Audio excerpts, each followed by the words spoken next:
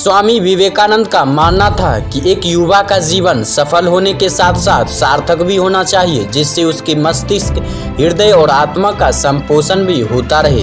सार्थक जीवन के विषय में उनके विचारों को 4 बिंदुओं में समझा जा सकता है: शारीरिक, सामाजिक, बौद्धिक और आध्यात्मिक संदान।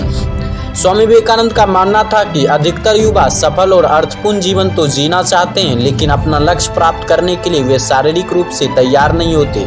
इसलिए स्वामी जी ने युवाओं से अपील की कि वे निर्भय बने और अपने आप को शारीरिक रूप से स्वस्थ बनाएं। वे कहते थे कि किसी भी तरीके का भय ना करो, निर्भय बनो, सारी शक्ति तुम्हारे अंदर ही है।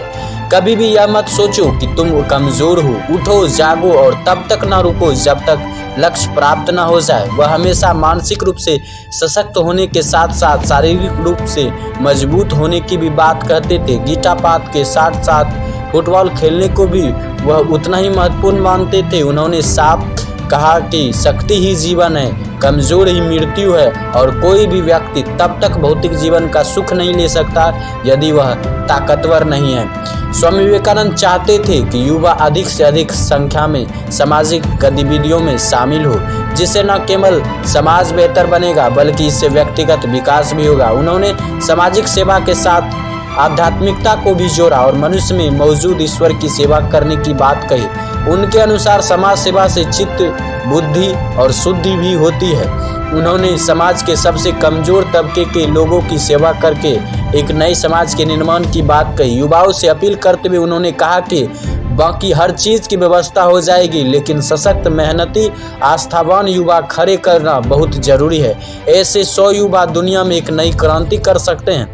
स्वामी विवेकानंद ने युवाओं में शारीरिक शक्ति और समाज सेवा का भाव होने के साथ साथ बौद्धिक संधान पर भी बल दिया, ताकि युवा दोनों प्रकार की दुनिया को भली भांति समझ सकें।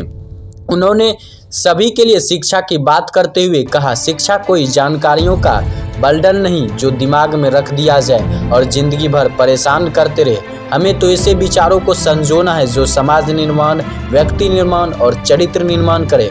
उन्होंने एक राष्ट्रीय शिक्षा व्यवस्था की बात कही जिसमें भौतिक और आध्यात्मिक शिक्षा देश के लोगों के हाथों में हो और राष्ट्रीय चिंतन के आधार पर हो।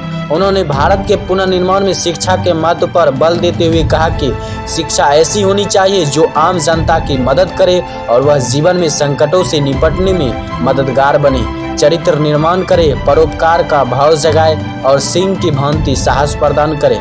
स्वामी विवेकानंद ने पश्चिमी सभ्यता की सराहना तो की, परंतु भारतीय दर्शन और अध्यात्म के प्रेम में वे वशीभूत थे। उन्होंने भारतीय युवाओं से कहा कि पश्चिमी सभ्यता में बहुत कुछ सीखने को है, परंतु भारत की आध्यात्मिकता ख्याति का कोई सानी नहीं है। इसलिए युवाओं को अपने जीवन में आध्यात्मिकता का भाव अवश्य रखना चाहिए। उन्होंने कहा कि पश्चिम का विचारवान युवा भारत अध्यात्म में एक नई उमंग प्राप्त कर रहा है और जिस आध्यात्मिक भूख व प्यास की तलाश में वे हैं वो उन्हें यहाँ मिल रही है। विवेकानंद ने युवाओं को आध्यात्मिक संधान पर जाने की बात कही, जिससे न केवल उन्हें अपना पक्ष पाने में आसानी होगी बल्कि वे जीवन में महानतम लक्ष्य बना सके।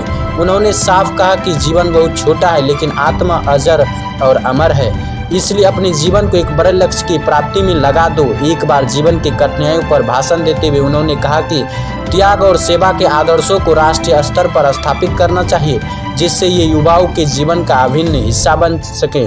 स्वामी विवेकानंद ने 4 क्षेत्रों में युवाओं से संधान करने के लिए कहा। इसके माध्यम से वे व्यक्ति और राष्ट्र की सामूहिक चेतना को जगाना चाहते थे। उन्होंने इस भारत के सभ्यतागत मूल्यों पर भी पूरी आस्था बनाए रखी और युवाओं से राष्ट्र पुनर्निर्माण की अपील की। उनके सपनों का भारत एक ऐसी भूमि और समाज था जहां मानव मात्र का सम्मान और स्वतंत्रता होने के साथ साथ प्रेम, सेवा और शक्ति का भाव भी हो। स्वामी विवेकानंद एक कर्मयोगी थे। उन्होंने सिर्फ शिक्षा और उपदेश नहीं दिए बल्कि उन्हें अपने जीवन में सबसे पहले उतारा। योगी होने के साथ साथ उन्होंने समाज के सबसे बड़े कमजोर तबके को अपना भगवान माना और उनकी सेवा करते रहे। अपनी आध्यात्मिक चेतना के साथ साथ अपनी सामाजिक चेतना को भी जागृत रखा और समाज का काम करते रहे। स्वामी विवेकानंद अपने विचारों, आदर्शों और लक्ष्य की वजह से आज भी बहुत प्रासंगिक है। उन्होंने युवाओं को शारीरिक, सामाजिक, बौद्धिक और आध्यात्मिक संधान के माध्यम से इन्हें प्राप्त करने का तरीका बताया। आज का युवा इनमें से किसी एक भी मार्ग पर चलकर शांति, समृद्धि और आनंद की प्राप्ति कर सकता है। वीडियो आपको कैसा लगे कमेंट में जरूर लिखिए। चैनल को सब्सक्राइब झट से कर दीजिए।